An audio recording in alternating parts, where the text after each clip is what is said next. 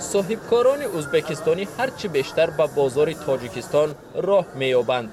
اخیراً از ازبکستان هزار نامگوی مال و محصولات شروع از غذای کودکانه تا ماشین‌ها سرازیر شد. بیشتر این محصولات در تاجیکستان استحصال نمی‌گردند و از روسیه و چین، قرقیزستان و قزاقستان وارد کرده می‌شوند. هدف صاحبکاران ازبکستانی نه تنها داخل شدن به بازار محلی بلکه تنگ کردن موقع بعضی از این شریکان تجارتی تاجیکستانی است. خریداران می‌خواهند فهمید که مال چینی سنتتیکی است ولی از ما 100% پختگی. در مسئله نرخ باشد مال ما برابر نرخ چینی قیمت دارد.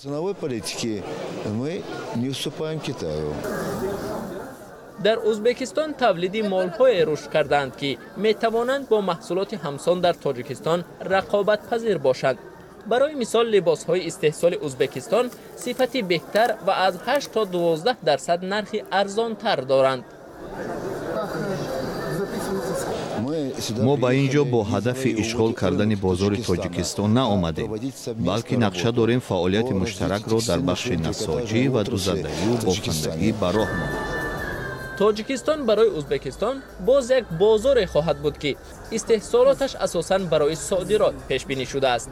بر عوض تاجیکستان بجز از محصولاتی برای کشور استراتژی، نیروی برق، سمنت و آلومینیوم تقریباً چیزی برای پیشنهاد ندارد.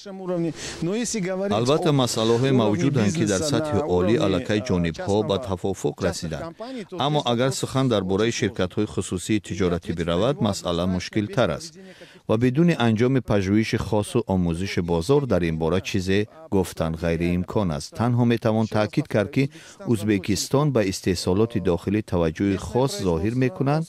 این بخش را رشد میدهد. از این خاطر با محصولات خود داخل شدن به بازار ازبکستان آسان نخواهد بود، بخصوص با باج‌های گمرکی که موجودند.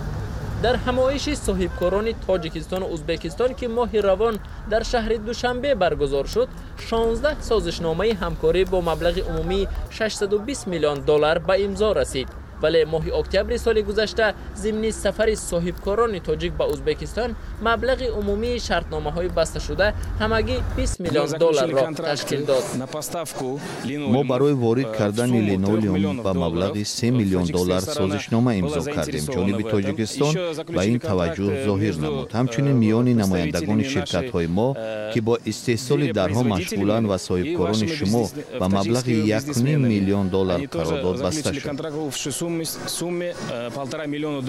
در همین حال صاحبکاران دو کشور میگویند باید دو جانب تجارتی مشترک را راه اندازی کنند. برای رشد تجاری تاجیکستان و ازبکستان ساده تر شدن قاعده سودای نزد مرزی، پایین بردن انداز و باج گمرکی میان دو دولت میتواند مساعدت کند.